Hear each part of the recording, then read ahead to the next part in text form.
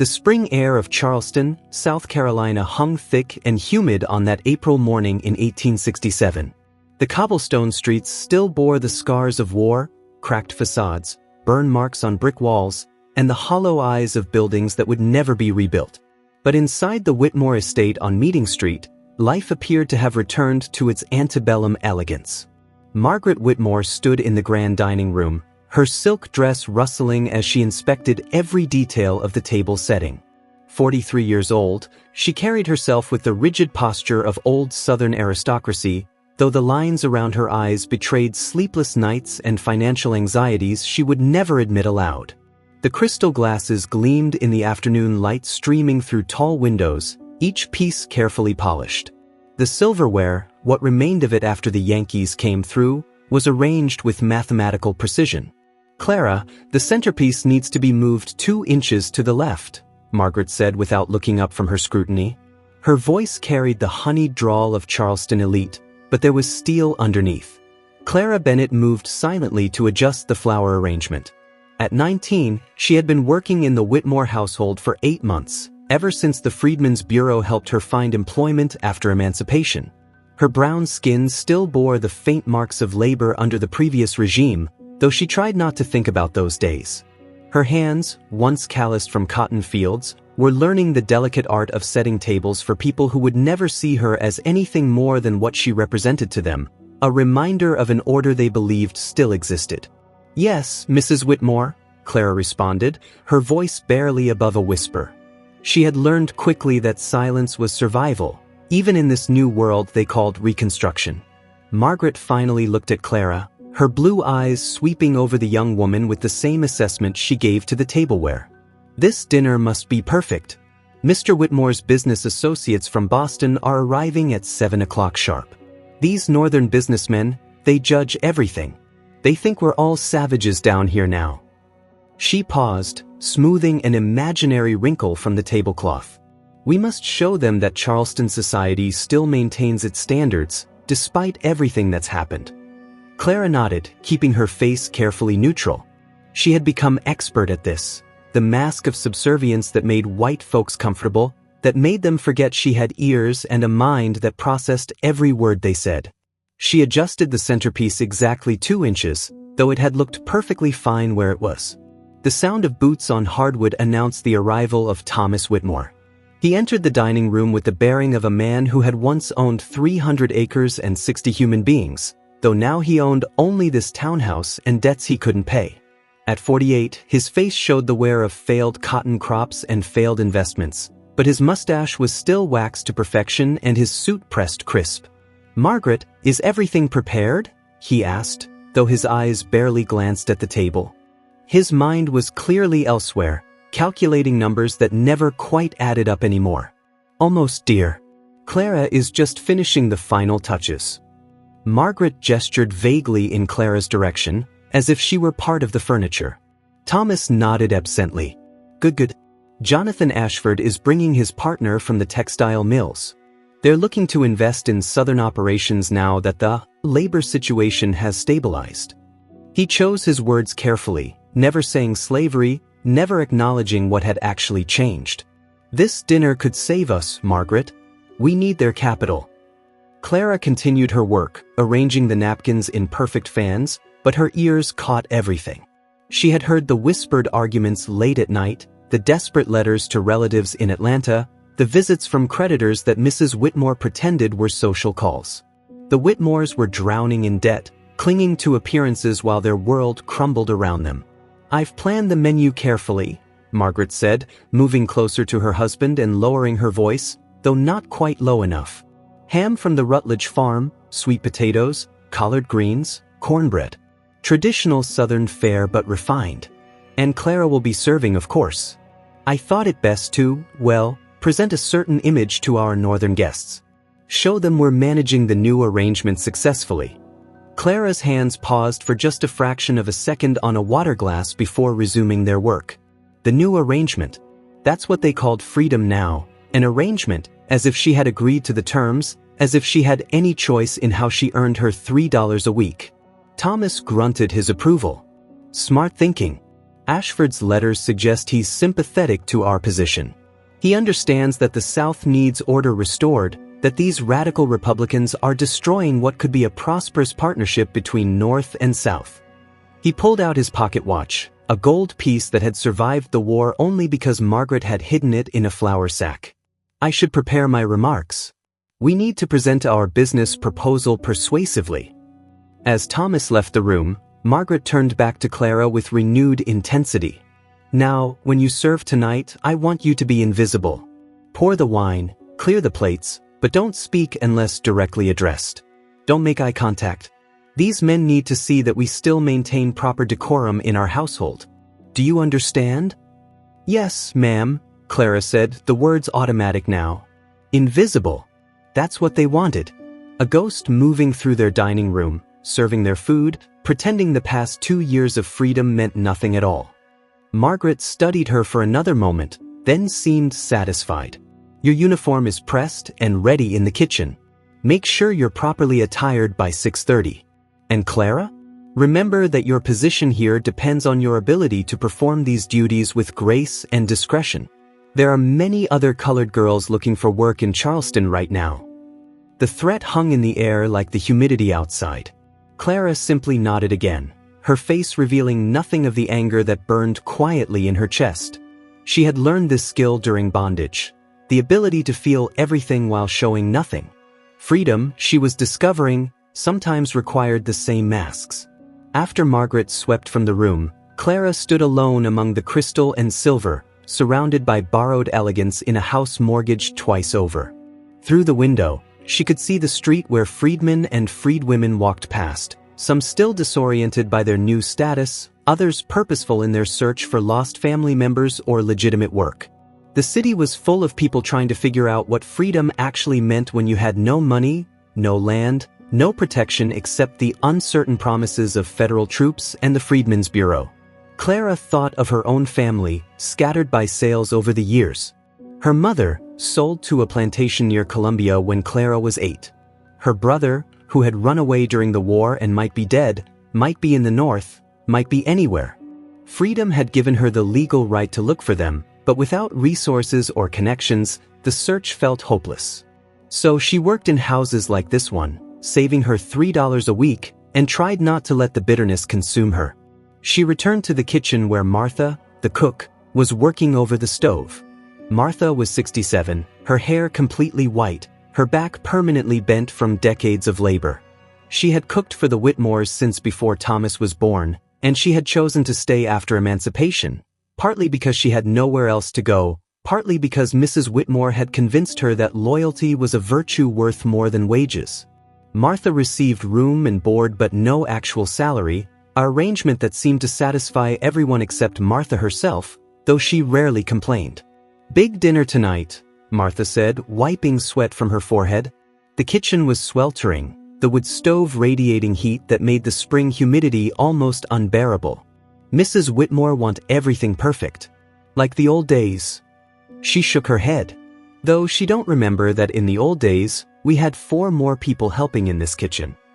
Clara picked up a polishing cloth and began working on the silver serving pieces. She wants me to be invisible tonight. Serve the food, pour the wine, disappear. Martha made a sound somewhere between a laugh and a sigh. Invisible. That's what they always wanted. Even when they owned us, they wanted us invisible. Just hands that worked, not people with eyes that saw. She stirred the pot of collard greens, adding a pinch of salt. You know what's funny, child? They free us, but they still want the same thing. Invisible hands that work. Just now they pay us $3 a week and call it progress. It is progress, Clara said quietly, though she wasn't sure she believed it. At least now we can leave if we want to. Can we? Martha challenged gently. You try leaving without references, without money saved up, without knowing where you'd go or how you'd eat. Freedom got a lot of qualifications attached to it, I'm finding. Clara couldn't argue with that. She had thought about leaving the Whitmore household a dozen times, but where would she go? The city was full of freed people competing for limited jobs, and the reports from the countryside were even worse. plantations trying to bind workers into contracts that looked suspiciously like slavery with different paperwork, violence against black folks who tried to assert their rights, the Ku Klux Klan terrorizing anyone who stepped out of line. Martha, do you ever think about what it would be like to work somewhere else? Maybe for northern folks who treat you like a real employee? The older woman turned to look at her, something sad and knowing in her eyes. Northern folks? Child, let me tell you something. I've served plenty of northern visitors in this house over the years. Before the war, after the war, makes no difference. They might talk pretty about equality, might even believe it when they're talking to each other. But when it comes time to sit down at a table and be served by someone who looks like us, they want the same thing the southern folks want. They just feel more guilty about it. The sound of a carriage outside interrupted their conversation.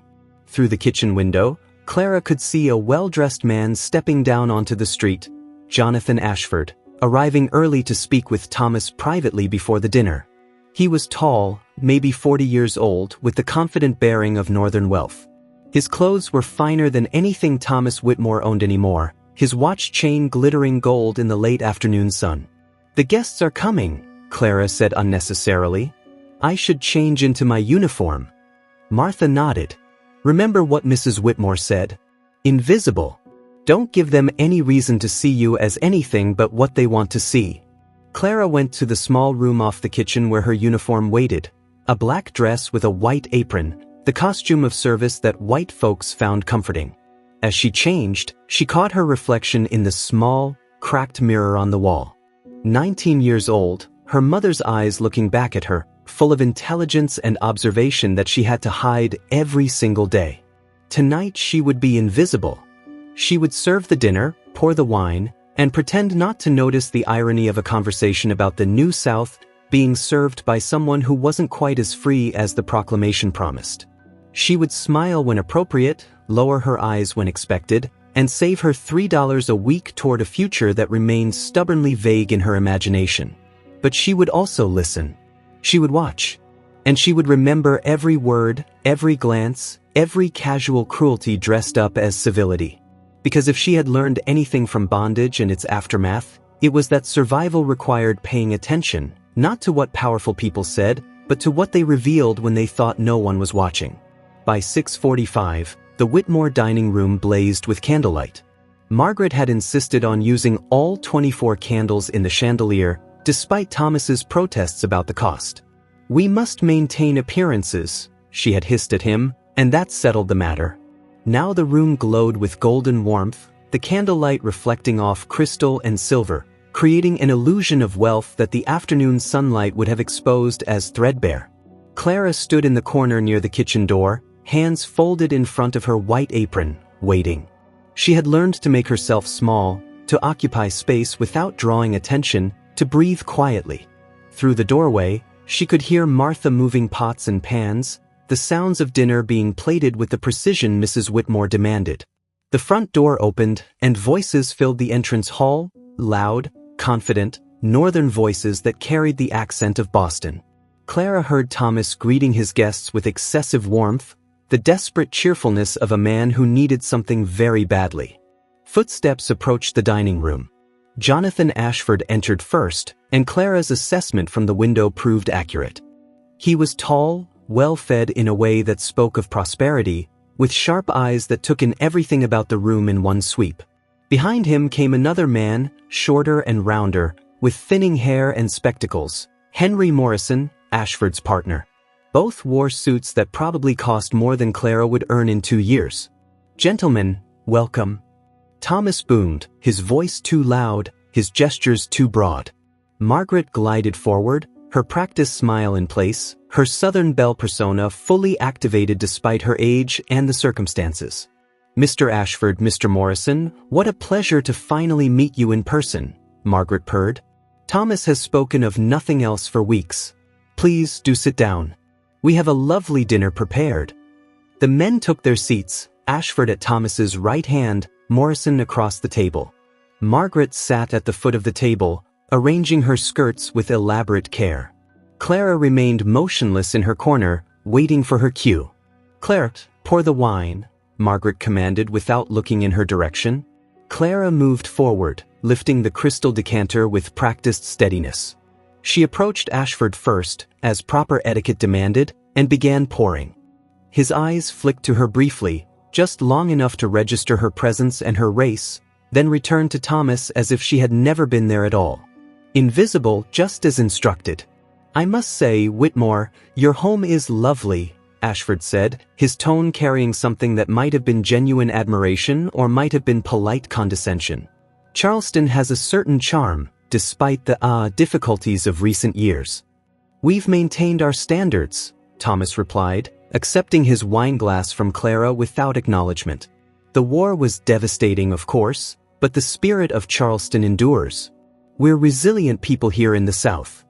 Clara poured Morrison's wine, then Margaret's, before retreating to her position by the wall. She kept her eyes lowered but her ears sharp. The men's conversation had already turned to business, though they were trying to disguise it as casual talk. "I understand cotton production is slowly recovering," Morrison said, adjusting his spectacles. "Though the labor situation must be, well, challenging." There it was, the elephant in the room, dressed up in euphemisms. Labor situation. As if the emancipation of 4 million human beings was merely a logistical inconvenience to be managed. Thomas leaned forward, his eagerness showing despite his attempt at casual discussion. "That's precisely what I wanted to discuss with you gentlemen. Yes, there have been adjustments, but I believe we've found effective ways to maintain productivity while, working within the new legal framework." "The new legal framework," Ashford repeated with a slight smile. "That's a diplomatic way to phrase it." "Clara, bring out the first course," Margaret interrupted, perhaps sensing that the business talk was starting too soon. Proper etiquette demanded that they make polite conversation through at least the soup course before diving into serious matters. Clara disappeared into the kitchen, where Martha had the soup ready, she-crab soup, a Charleston specialty that Margaret had insisted upon despite the expense. Clara loaded the bowls onto a serving tray, her movements efficient and practiced. When she returned to the dining room, the conversation had shifted to safer topics: the rebuilding of Charleston, the spring weather, the quality of shipping routes from northern ports. She served each person their soup, again moving in order of precedence: Ashford first, then Morrison, then Thomas, and finally Margaret. Each time she leaned forward to place a bowl, she was close enough to smell their perfumes and pomades, close enough to see the quality of their clothes and the cleanliness of their fingernails. Small details that told stories about who they were and how they moved through the world.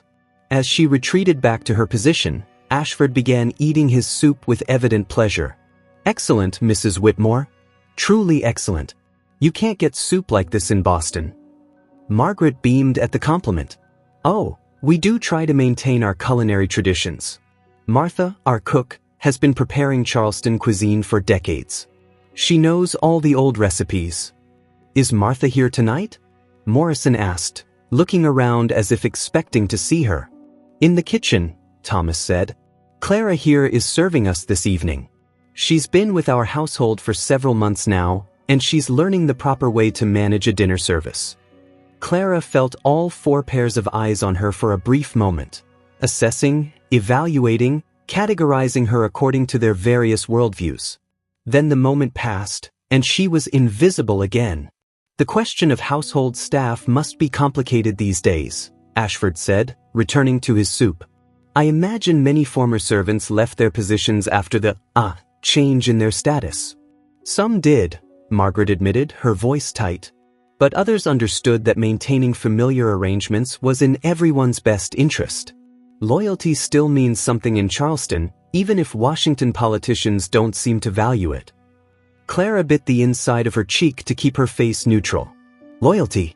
That word got used frequently in this house, always to describe black people who stayed to work for wages that barely covered their needs, never to describe the Whitmores' responsibility to those who had spent their entire lives building the family's wealth through unpaid labor.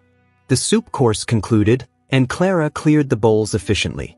In the kitchen, Martha had the main course ready, the ham, glazed and fragrant, surrounded by sweet potatoes and collard greens. Clara helped arrange everything on serving platters, the presentation worthy of a much wealthier household. "They talking business yet?" Martha asked, wiping her hands on her apron. Just circling around it. Mr. Whitmore is eager, though. Too eager. I can hear it in his voice.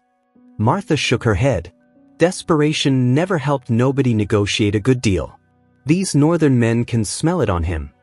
Clara returned to the dining room with the first platter. The conversation had evolved now, becoming more direct as the wine loosened tongues and lowered guards. Let me be frank, Whitmore, Ashford was saying. My textile mills need cotton, and southern production has been unpredictable since the war ended. I'm looking to invest in operations that can guarantee consistent supply. But I need to understand how you're managing your labor force under the new conditions. Clara placed the ham platter in the center of the table, then began serving portions onto each person's plate. Her hands moved automatically while her mind focused entirely on the conversation. Thomas cleared his throat. Well, as you know, the former system was declared illegal. But we've found that with proper contracts and clear expectations, we can maintain productive relationships with Negro workers. They need employment, after all, and we need reliable labor. It's mutually beneficial. Contracts, Morrison mused. And these contracts are legally binding? Absolutely. The Freedmen's Bureau even helps facilitate them. Workers sign on for a full year, agree to specific terms of employment, and in return receive housing, food, and a small wage at year's end. Thomas was warming to his subject now, his voice growing more confident. It's actually quite similar to the old arrangements, just formalized through legal documentation. Clara served the collard greens, her face betraying nothing as she listened to her own legal freedom being described as quite similar to slavery. She had heard about these contracts, sharecropping agreements that bound freed people to land they would never own, that kept them in debt to landlords who controlled the scales and the accounting, that could be enforced through violence if necessary because local law enforcement rarely protected black workers. And what about labor disputes? Ashford asked, cutting into his ham. If workers fail to fulfill their contracts? Margaret jumped in, her voice carrying false lightness. Oh, that's where the local authorities have been quite helpful. There are vagrancy laws now, you see. Any Negro found without employment can be arrested and fined. And if they can't pay the fine, well, their labor can be contracted out to pay off the debt. It's very efficient. Clara's hands trembled slightly as she poured more wine, and she gripped the decanter tighter to control the shaking. Vagrancy laws, another name for the black codes that were spreading across the South, criminalizing freedom itself, turning unemployment into a crime that could be punished with forced labor. She knew people who had been caught up in these laws, arrested for the crime of looking for better work or trying to move to another city. One man from her old plantation had been arrested for vagrancy 3 weeks after emancipation and hadn't been seen since. That does sound efficient, Morrison agreed, though something in his tone suggested discomfort. He glanced at Clara as she filled his glass, and for just a moment their eyes met. She saw something there, maybe recognition of the system being described, maybe guilt, maybe just curiosity about what she thought of this conversation. Then his eyes slid away and he turned back to his meal. The key is maintaining order, Thomas continued, leaning forward earnestly. These people need structure, need guidance. Left to their own devices, they become idle and problematic. But with proper oversight and fair compensation, they're quite capable workers. We've learned how to manage them effectively over generations. These people. Clara mechanically served the sweet potatoes while Thomas talked about human beings as if they were livestock to be managed. She thought about her mother, wondered if she was trapped in some sharecropping contract that would keep her bound to land in Columbia just as effectively as slavery had. She thought about her brother, hoped he had made it to the North where these laws couldn't reach him. Now, the investment I'm proposing, Thomas said, pulling out a folded document from his jacket pocket, would allow me to purchase back some of my former property, about 200 acres currently being held by a northern carpetbagger who doesn't understand agricultural management. With your capital, I can acquire the land, contract with experienced Negro workers, and guarantee you consistent cotton production at prices below what you're currently paying your suppliers. Ashford and Morrison exchanged glances, some silent communication passing between them. Clara noticed it, filed it away, This moment of northern businessmen calculating profit and loss while she stood 6 feet away, the living subject of their calculations. "The numbers are interesting," Ashford said carefully. "But I'll be frank, Whitmore. The political situation in the South concerns me. These radical Republicans in Congress are pushing for more protections for Negro workers, more oversight of labor contracts. There's talk of additional amendments to the Constitution, more federal intervention in Southern affairs. How do I know my investment won't be undermined by changing laws?" Thomas's face darkened. The radicals are extremists who don't understand Southern realities. Their policies will fail because they're based on fantasy, the fantasy that Negroes can be full citizens, full participants in society. Give it a few years, and even the North will tire of this social experiment. The natural order will reassert itself. It always does. Clara felt something cold settle in her stomach. The natural order. That's what they believed, that enslaving people, exploiting people, treating people as property was somehow natural, somehow inevitable. And they were making business plans based on this belief, investing money in a future where freedom would be slowly strangled by laws and contracts and violence until it meant nothing at all. "Clara, clear these plates," Margaret commanded. "We'll be ready for dessert shortly." Clara moved forward, collecting the dishes with mechanical precision. As she reached for Ashford's plate, he suddenly spoke directly to her, the first time any of them had addressed her beyond commands. "Tell me, Clara, how do you find your position here with the Whitmores?" The question hung in the air like smoke. Everyone at the table stilled, waiting to see how she would respond. Clara felt the weight of the moment, understood that her answer mattered to Thomas's business deal, understood that honesty could cost her the $3 a week that stood between her and complete destitution. She lifted her eyes, met Ashford's gaze for just a second, and saw curiosity there but no real concern. He was testing something, maybe testing Thomas's control over his household, maybe testing her own awareness of her situation. She lowered her eyes again, her voice carefully neutral. "I'm grateful for the employment, sir.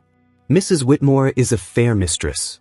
The word mistress tasted like ashes in her mouth, this title that belonged to slavery but persisted in freedom.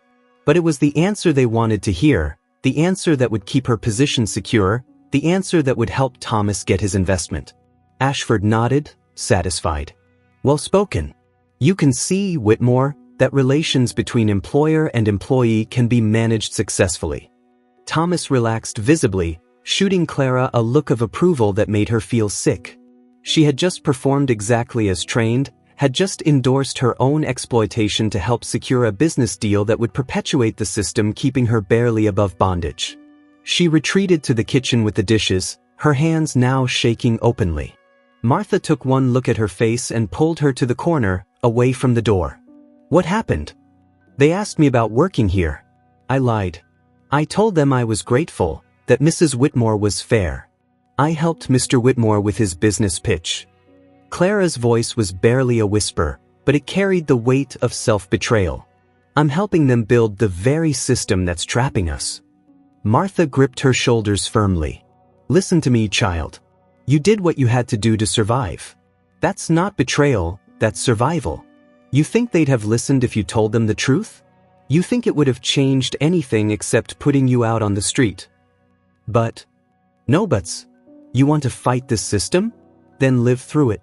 Save your money. Learn everything you can. Get strong enough that one day you don't have to lie to northern businessmen about being grateful for $3 a week. But today you survive." Clara nodded, swallowing her anger and shame. Martha was right. She was always right. Survival first, resistance later. If there ever was a later. She loaded the dessert plates, pound cake with preserved peaches, another Charleston tradition, and returned to the dining room. The business discussion had concluded, apparently successfully, because Thomas and Ashford were shaking hands while Margaret beamed. To new partnerships, Ashford was saying, raising his wine glass. "May our mutual interests prove profitable." "To the future of the South," Thomas responded, his voice thick with relief and wine. "Built on the foundation of our traditions, adapted to our current circumstances." Clara served the dessert, Invisible once more, while the men celebrated an agreement that would send northern capitals south to rebuild a labor system as close to slavery as the law would permit. She poured coffee, refreshed wine glasses, and cleared the final plates.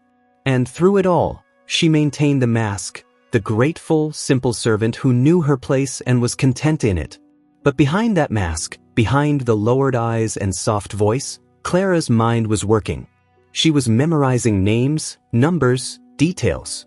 She was understanding how the system worked, who profited from it, how it was justified and maintained.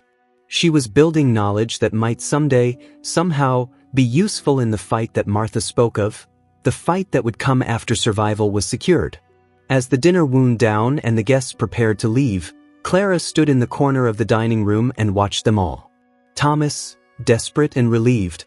Margaret, satisfied with a performance well executed. Ashford and Morrison, comfortable with an investment that would exploit people who looked like her. And she understood with perfect clarity that freedom was going to be a much longer fight than anyone had anticipated. The proclamation had ended legal slavery. But it hadn't ended the hunger for cheap labor, the belief in racial hierarchy, the economic systems built on exploitation. Those were going to persist, evolving and adapting, finding new forms and new justifications. But Clara would persist too. She would work in houses like this, where the uniform played the role. And she would watch and learn and wait for the moment when survival could transform into something more. It was past 10 o'clock when Ashford and Morrison finally took their leave, full of good food and good wine and good feelings about their new southern investment. Clara stood in the entrance hall as Thomas helped them with their coats, listening to their final pleasantries about future meetings and profitable partnerships. Margaret's smile had grown strained from hours of performing southern hospitality, but she maintained it until the door closed behind the visitors. The moment the carriage pulled away, Thomas let out a long breath and pulled off his jacket, his excitement barely contained. "We did it, Margaret. We actually did it. Ashford's committing $30,000 to the venture. $30,000. That's enough to buy back the Fairview property and have capital left over for equipment and contracts with workers." Margaret allowed herself a small, genuine smile. "You presented our position well, dear." "Very well." "And Clara," Thomas turned to her with something approaching real warmth, "you performed admirably tonight. Your demeanor was perfect, exactly what was needed. There will be an extra $1 in your wages this week." Clara bobbed her head in acknowledgement, accepting the praise that felt like poison.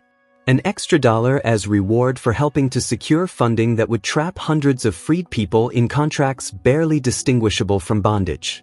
She should have felt grateful. Instead, she felt complicit.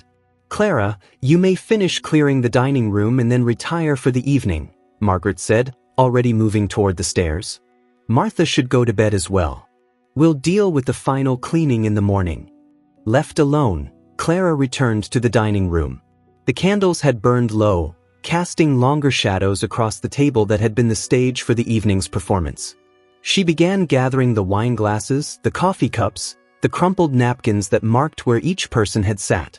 As she reached for the centerpiece to move it aside for easier clearing, her hand brushed against something tucked beneath the decorative magnolia leaves Martha had arranged that afternoon. It was a small card, about the size of a calling card, but it had been hidden deliberately, folded and tucked so it wouldn't be visible from any of the seats at the table. Only someone clearing from behind would notice it. Clara pulled it free and unfolded it carefully. The handwriting was cramped and urgent, written in pencil. "To whoever serves this meal, we are prisoners here. The Whitmores keep us in the cellar.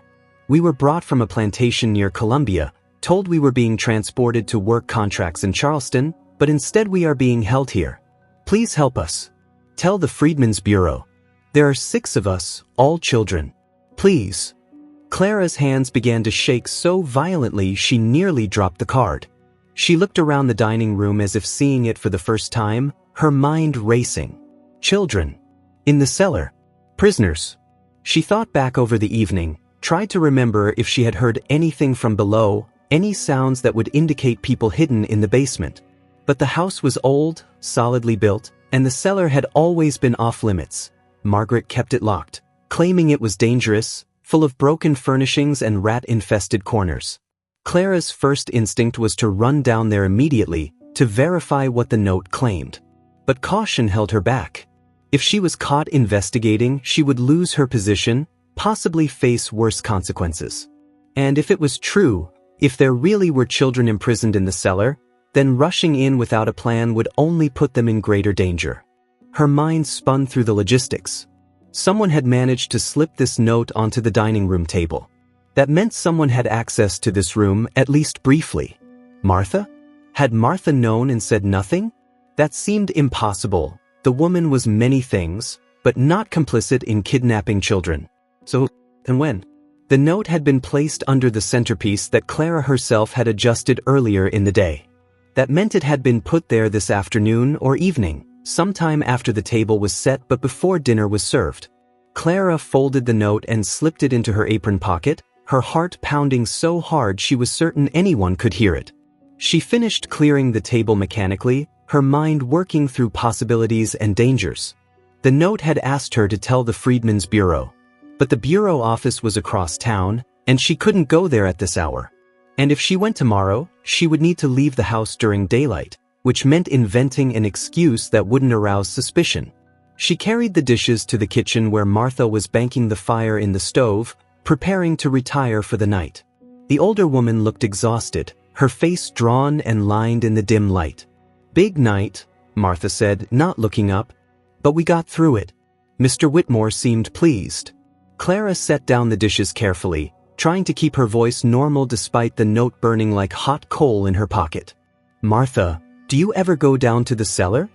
Martha's hands paused for just a fraction of a second before resuming their work. "No, child. Mrs. Whitmore keeps it locked. Says it's not safe." "Why you asking?" "No reason. Just wondering what's down there." "Best not to wonder about things that don't concern us," Martha said, and there was something in her voice, a warning maybe, or fear. "We got enough to worry about without borrowing trouble." Clara wanted to show her the note, wanted to ask if Martha knew anything, but something held her back. If Martha was afraid to speak, there was a reason. And if Martha didn't know, then telling her would only put the older woman in danger too. "I'm going to bed," Clara said finally. "Thank you for your help tonight. You did good, child. Real good. That extra $1 will help."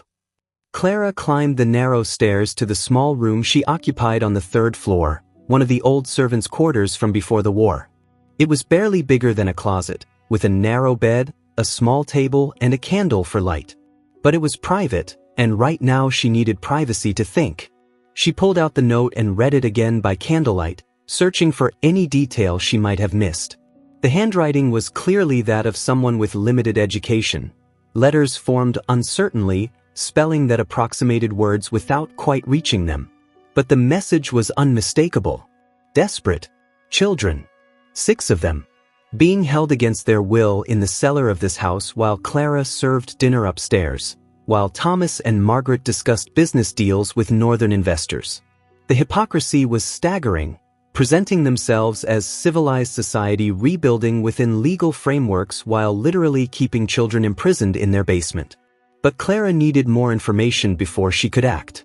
She needed to know if the note was legitimate, needed to understand what she was dealing with. If she went to the Freedmen's Bureau with unverified claims, the Whitmores would deny everything, and Clara would lose her position, possibly face legal consequences for false accusations. She needed proof. The cellar door was in the kitchen, Clara knew, near the pantry. Margaret kept the key on a ring attached to her belt during the day, and presumably took it to her bedroom at night. Breaking in was impossible. But maybe there was another way. Clara blew out her candle and moved to her window. The house was built in the old Charleston style, with high ceilings and a raised foundation. The cellar windows, if they existed, would be at ground level, possibly visible from the side yard. She pressed her face against the glass, trying to see down and to the side, but her angle was wrong. She would need to check from outside, from the yard itself. But that would have to wait until everyone was asleep, until the house was dark and quiet. The risk was enormous. If she was caught prowling around outside at night, there would be no innocent explanation. But the note in her pocket seemed to pulse with urgency. 6 children, possibly in danger, possibly being held as collateral or leverage or worse. She couldn't ignore it. Clara lay down on her bed fully dressed and waited. She listened to the house settling, to the sounds of Thomas and Margaret retiring to their second-floor bedroom, to Martha's slower footsteps climbing to her own room near Clara's.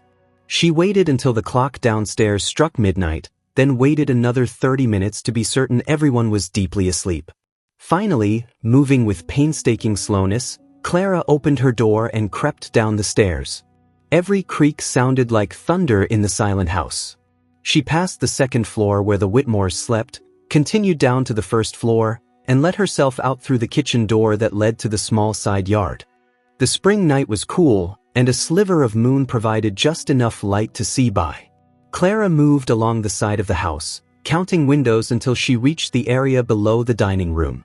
The foundation was high, built to protect against flooding, and the cellar windows were small rectangles set just above ground level, covered with iron bars.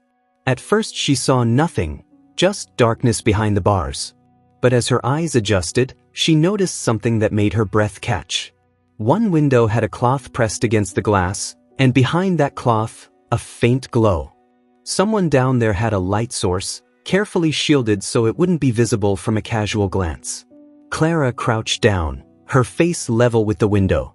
She whispered, barely louder than breathing, "Hello? Can anyone hear me?" For a long moment, nothing happened. Then the cloth moved slightly, and she saw movement behind it. A small face pressed against the glass. A child, maybe 9 or 10 years old, eyes wide with fear and hope.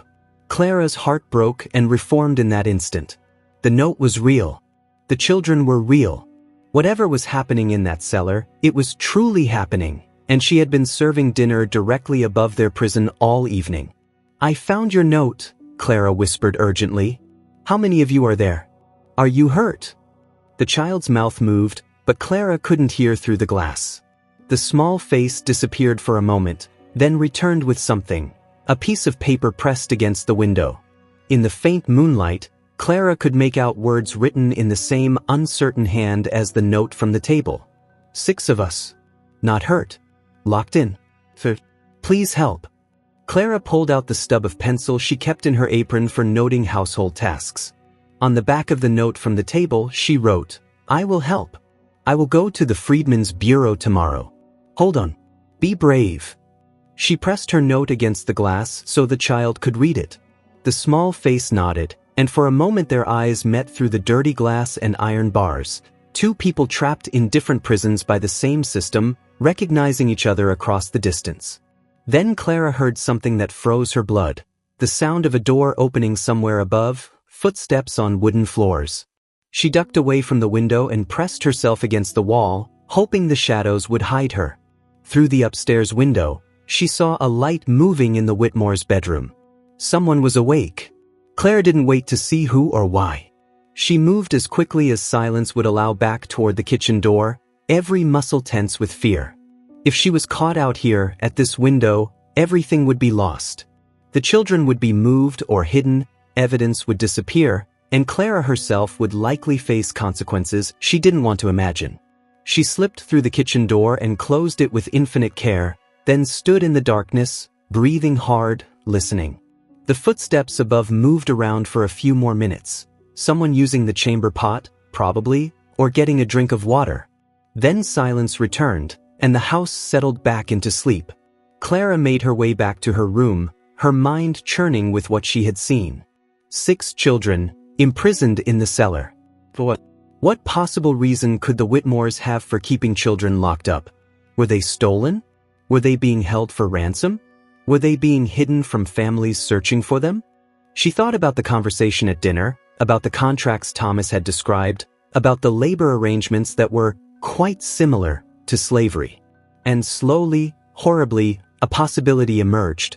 What if the children were meant to be contract laborers? What if the Whitmores were holding them until they could be transferred to the Fairview property once it was purchased? Children made excellent workers, small enough to work in tight spaces, vulnerable enough to control, young enough to be shaped into compliance.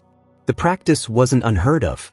Clara had heard stories from other freed people, whispered accounts of children being separated from parents under the guise of apprenticeship laws, of young people disappearing into work camps in the countryside where conditions were indistinguishable from slavery.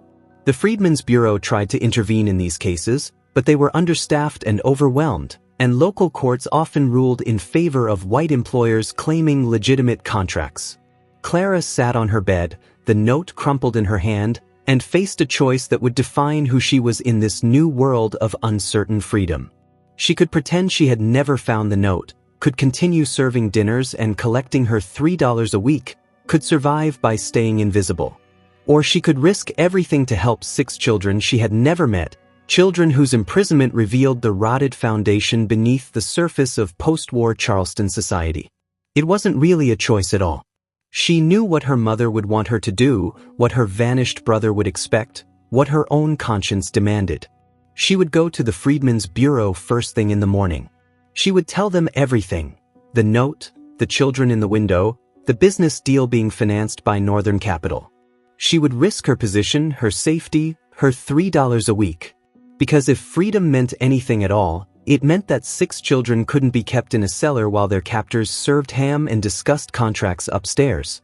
It meant that someone had to stand up and say this isn't right, even when saying so was dangerous. It meant that invisible people had to make themselves visible, had to speak when silence would be easier and safer.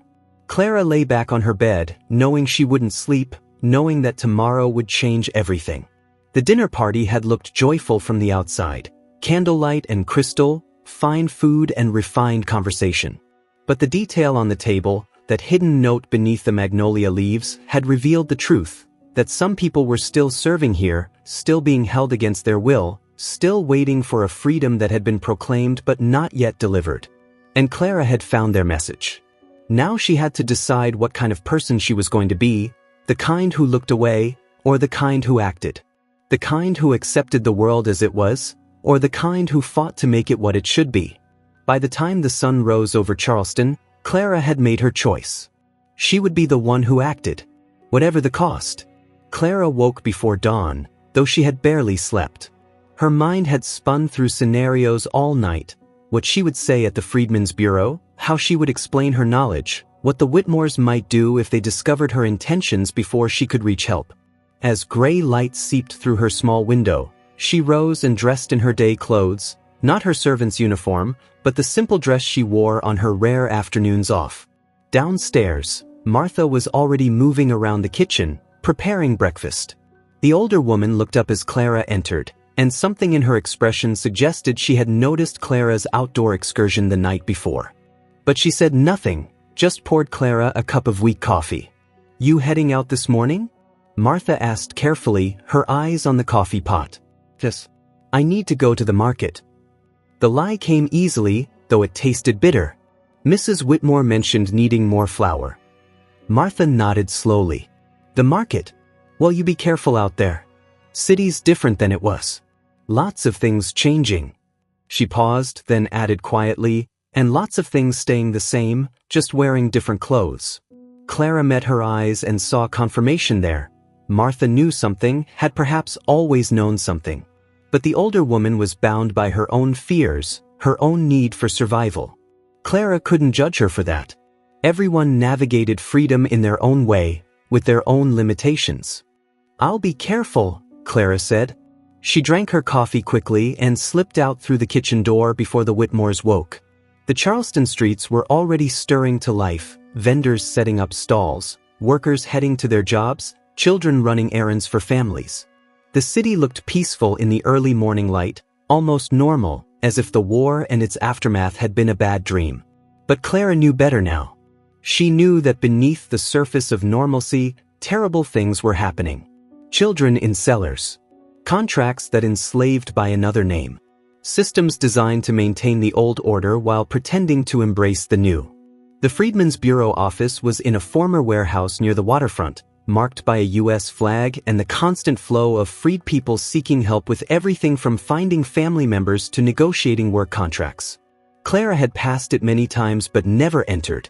The Bureau had a mixed reputation. Some agents genuinely tried to help, but others were overwhelmed or indifferent, and some actively colluded with former slaveholders to maintain labor control. Clara joined the line of people waiting outside, her stomach tight with anxiety. Around her, she heard fragments of desperate stories. A woman looking for 3 children sold away before the war, a man trying to break a contract that paid him nothing, a young couple seeking legal marriage recognition. So much need, so many people trying to build lives from the rubble of bondage. After nearly an hour, Clara finally reached the door. Inside, the office was chaotic, desks piled with papers, agents interviewing freed people, children crying, voices raised in frustration or despair. A young white man, maybe 25, looked up from his desk and waved her over. "Name and nature of your complaint," he said, already pulling out a form. His tone was not unkind, but it carried the exhaustion of someone who had heard too many impossible stories and had too few resources to address them. "My name is Clara Bennett. I work as a domestic servant for the Whitmore family on Meeting Street. Last night I discovered a note indicating that there are 6 children being held prisoner in the house's cellar." The agent's hands stopped moving across the form. He looked up at Clara with new attention. 6 children. Being held prisoner. "That's a serious accusation, Miss Bennett." "I know, sir. But I saw one of them through the cellar window last night. They're really there. They've been asking for help." Clara pulled out the crumpled note and handed it across the desk. The agent read it carefully, his face growing more troubled. "And you work for this family? The people allegedly holding these children?" "Yes, sir. I've been working there for 8 months." "Why are you coming to us now? If these children have been there for some time, why didn't you notice before?" Clara had anticipated this question. "The cellar is always locked. Mrs. Whitmore says it's dangerous, full of broken furniture. We're not allowed down there. I only found the note last night, hidden under the centerpiece on the dining table. Someone placed it there, and I'm the one who found it while clearing after a dinner party." The agent studied her face for a long moment, as if trying to determine her credibility. "Miss Bennett, do you understand the implications of what you're reporting? If you're making false accusations against your employers, you could face legal consequences. And if you're simply mistaken about what you saw—" "I'm not mistaken," Clara interrupted, then immediately regretted her sharp tone. She modulated her voice. "Sir, I know what I saw. There's a child in that cellar, and that child wrote this note begging for help. Whether I work for the Whitmores or not doesn't change what's true." The agent seemed to make a decision. He stood up and called across the office. "Captain Harrison, I need you here." An older man, maybe 50, with gray in his beard and the bearing of a former military officer, approached. The young agent explained the situation in low tones, showing him the note. Captain Harrison's expression grew grave. "Miss Bennett," he said, his voice carrying authority, "I'm going to be frank with you. We receive many reports, and not all of them prove accurate. But kidnapping charges are serious, especially involving children. If what you're saying is true, we'll investigate immediately. But I need you to understand, if the Whitmores are arrested and it turns out there's no substance to these allegations, you'll likely face retaliation. Have you thought about what happens to you after you make this report?" Clara had thought about little else.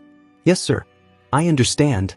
But those children are locked in a cellar right now, and they're counting on someone to help them. I can't pretend I don't know." Harrison nodded, something like respect crossing his face. "All right. We'll investigate this morning. I'll need you to come with us to identify the house and provide access if possible. Do you have a key to the cellar?" "No, sir. Mrs. Whitmore keeps the only key on her person." "Then we'll need a warrant." Harrison turned to his assistant. "Get Magistrate Calhoun's signature. Tell him we have credible evidence of unlawful detention of minors. Tell him we need to move fast before evidence can be destroyed." The next hour passed in a blur of activity. Clara waited in the bureau office while Harrison and 3 other agents prepared for the investigation. Papers were signed, a local police officer was brought in as witness, and plans were made for how to approach the house without giving the Whitmores time to hide evidence. Finally, Harrison returned to Clara. "We're ready. You'll come with us, but you'll stay outside unless we need you to verify something. If the Whitmores see you with us, your position there is finished." You understand that? Yes, sir. I understand. The group made their way through Charleston's morning streets. Harrison, 3 bureau agents, the police officer, and Clara. People stopped to stare at this unusual procession, and Clara kept her head down, not wanting to be recognized by anyone who might report back to the Whitmores. As they approached Meeting Street, Clara's heart began to race. What if she was wrong? What if the face she had seen in the window had been a dream or a trick of the light? What if the note was some kind of cruel joke? But no, she had the note in her pocket, had seen the child's terrified eyes. She had to trust what she knew to be true. The Whitmore house looked peaceful in the morning light, its facade freshly painted, its iron gate gleaming. The picture of respectability. Harrison knocked firmly on the front door while his agents spread out to cover the back entrances. Thomas answered the door himself, still in his dressing gown, his face showing surprise and then immediate alarm at the sight of uniformed men on his doorstep. What is the meaning of this? Harrison held up the warrant. Captain James Harrison, Freedmen's Bureau. We have a warrant to search your premises on suspicion of unlawful detention of minors. You need to step aside and allow us entry. Thomas's face went from alarm to outrage. This is preposterous. I am a respected member of this community. I will not have federal agents barging into my home on some trumped-up charge. The warrant is legal and binding, Mr. Whitmore. You can cooperate, or I can have Officer Bradley here place you under arrest for obstruction. Your choice. Margaret appeared behind Thomas, her hair still in curling rags, her face pale. Thomas, what's happening? These people claim to have a warrant to search our home, Thomas said through gritted teeth. I'm sure it's a misunderstanding that will be quickly resolved. Harrison and his agents entered the house, moving with practiced efficiency. Clara remained on the street, her presence not yet revealed, watching through the open door as the investigation unfolded. We need access to your cellar, Mr. Whitmore. And we need the key. The cellar is just storage, Margaret protested, her voice rising. There's nothing down there but old furniture and... The key, Mrs. Whitmore. Now. Something in Harrison's tone must have convinced them that resistance was futile. Margaret disappeared and returned moments later with the key ring, her hands trembling as she handed it over. The agents descended to the cellar, and Clara heard the sound of the lock turning, the door opening. Then voices, adult voices calling out, and children's voices responding. Crying. Relief. Fear. All of it mixing together in a sound that Clara would remember for the rest of her life. Harrison emerged from the cellar several minutes later, his face set in grim lines. Behind him came his agents, each carrying or leading a child. 6 children, just as the note had said, ranging in age from about 7 to 12. They were dirty, thin, blinking in the bright daylight like creatures emerging from underground. But they were alive and they were free. Thomas and Margaret stood frozen in their entrance hall, their carefully constructed world collapsing around them. Thomas found his voice first. Those children were contracted workers. Their parents signed agreements placing them in my care for training and employment. Everything was legal, proper. Training and employment doesn't happen in locked cellars, Harrison cut him off coldly. And I highly doubt you have legitimate contracts for children this young. But we'll sort that out. Right now, you're both under arrest for unlawful detention of minors. The police officers stepped forward with iron shackles, and the sight of Thomas and Margaret Whitmore being chained like criminals sent a shock of satisfaction through Clara that she immediately felt guilty about. But only slightly guilty. As the Whitmores were led away, still protesting their innocence, Harrison looked around and spotted Clara standing in the street. He beckoned her forward. Miss Bennett, I need you to formally identify these children as the individuals referenced in your report. And then I need to know, is there anyone else in the household who might have information about this situation? Clara approached the children, who watched her with wary eyes, not yet understanding who she was or what role she had played. I'm the one who found your note, she said softly. I'm the one who got help. The oldest child, a girl maybe 12 years old, stepped forward. You worked for them. We saw you through the door crack sometimes. Why should we trust you? It was a fair question, and Clara respected the girl for asking it. Because I was free but not free, just like you. Because they wanted me invisible, and I decided to be visible. Because your note asked for help, and I couldn't pretend I hadn't seen it. The girl studied Clara's face, then slowly nodded. Thank you, she whispered. Harrison had one of his agents take the children to the bureau office where they would be examined by a doctor, interviewed about their experiences, and hopefully reunited with their families. As they were led away, Clara felt both relief and sadness. Relief that they were saved, sadness for what they had endured. Martha emerged from the kitchen, drawn by the commotion. She took in the scene, the agents, the police, the Whitmores being arrested, and her eyes found Clara. Understanding passed between them. You did this, Martha said quietly. It wasn't quite a question. I found a note. I couldn't ignore it. Martha was silent for a long moment, then nodded slowly. No, I suppose you couldn't. The question is, what happens now? To you, this house is going to be seized, the Whitmores are going to trial. We're both out of positions. Clara hadn't thought that far ahead, had been so focused on freeing the children that she hadn't considered the practical consequences. No job meant no wages meant no savings meant vulnerability in a city full of vulnerable people. But as she stood in front of the Whitmore house, watching the agents document evidence and the neighbors gathering to gossip, Clara realized something important. She had made a choice about what kind of person she was going to be. And now, whatever came next, she would face it as someone who had acted rather than someone who had looked away. Captain Harrison approached her again. Miss Bennett, you're going to need to give a full statement for the official record. And you should know, the Whitmores will likely face significant legal consequences. This case will draw attention. Your name will be in the newspapers. Are you prepared for that? Was she? Clara thought about the risks, the Whitmore's friends and associates who might seek revenge, the judgment from other white employers who would see her as a troublemaker, the uncertain future that stretched ahead without the security of her $3 a week. But she also thought about 6 children who would go home to their families because she had found a note and decided to act. She thought about her mother, somewhere in South Carolina, and hoped that if their situations were reversed, someone would help. She thought about her brother, and prayed that in the North he had found the kind of freedom that meant something more than just a proclamation. Yes, sir. I'm prepared. Harrison nodded with respect. Come to the bureau office this afternoon. We'll take your statement and discuss what resources might be available to help you find new employment. The bureau doesn't have much, but we can try to place you somewhere that won't hold this against you. Clara thanked him and turned to walk away from the Whitmore house for the last time. As she moved through Charleston's streets, she felt different somehow, lighter despite the uncertainty, stronger despite the fear. She had been invisible, and now she was seen. She had been silent, and now she had spoken. She had played the role of the grateful servant at a dinner party where powerful men made plans to perpetuate injustice, but then she had done something that disrupted those plans. It wasn't revolution. It wasn't the kind of dramatic freedom that proclamations promised. But it was real, and it mattered, and it was hers. That evening, Clara stood in the Freedmen's Bureau office and gave her full statement to Captain Harrison and a stenographer who recorded every word.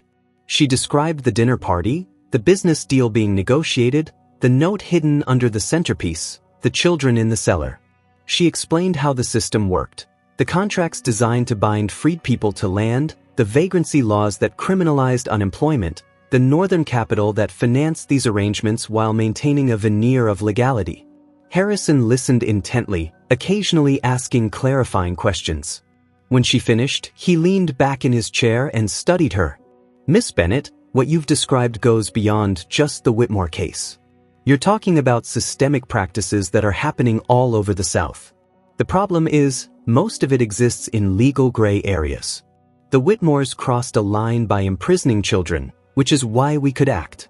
But the contracts, the labor arrangements, the use of vagrancy laws, those are much harder to address legally. I know, sir, but shouldn't people know what's happening? Shouldn't there be some record of how freedom is being undermined? Harrison smiled slightly. Yes, they should. And there will be. Your testimony is going to be part of a larger report we're compiling on labor conditions in South Carolina. It won't change everything, but it will add to the growing documentation of abuse. Sometimes that's how change happens, slowly, through accumulation of evidence that eventually becomes impossible to ignore.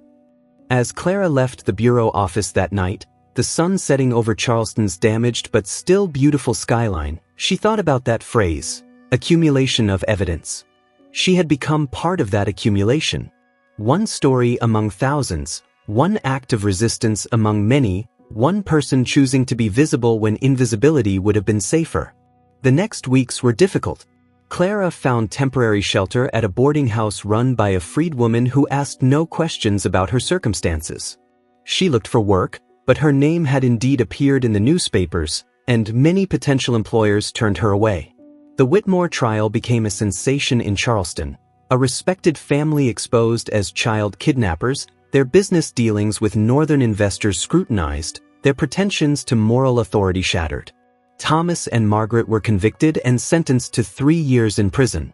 Their property was seized and sold at auction. Jonathan Ashford, the Boston textile mill owner, faced harsh criticism in northern newspapers for his willingness to invest in labor practices that resembled slavery. His business reputation suffered, though Clara doubted it would permanently damage his fortune. The 6 children were eventually reunited with their families, though the process took months and revealed the horrifying way they had been taken. Seized under fraudulent apprenticeship contracts, their parents told they would be trained in useful trades while actually being held as prisoners for eventual sale into work contracts. Their freedom had been stolen almost as soon as it was granted. 3 months after the trial, Clara received an unexpected visitor at the boarding house. Captain Harrison arrived with a letter.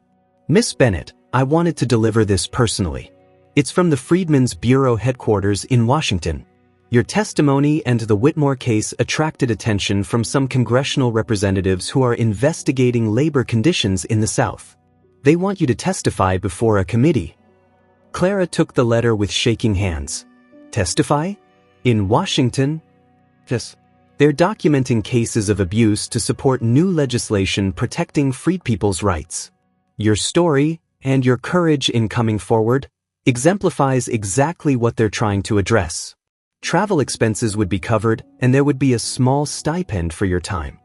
Clara read the letter, hardly believing what it said. Her testimony, her voice, would be heard in the nation's capital.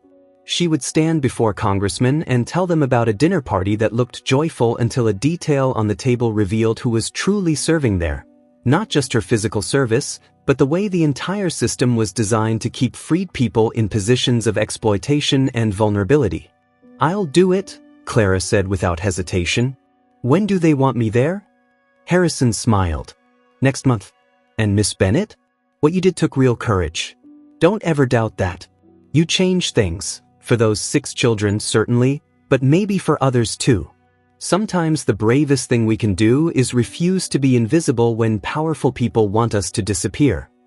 As Clara prepared for her journey to Washington, she thought about that dinner party in April 1867.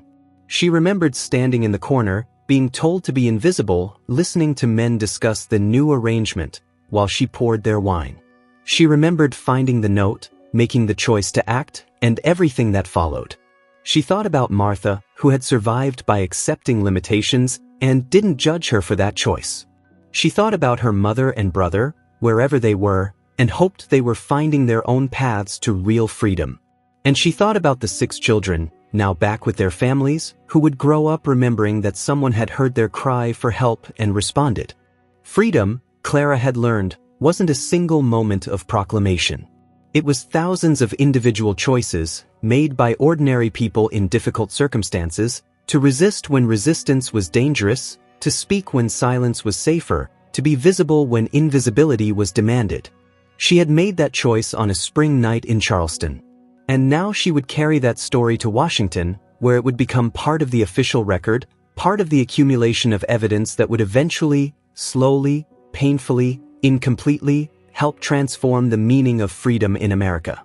The 1867 dinner had looked joyful from the outside.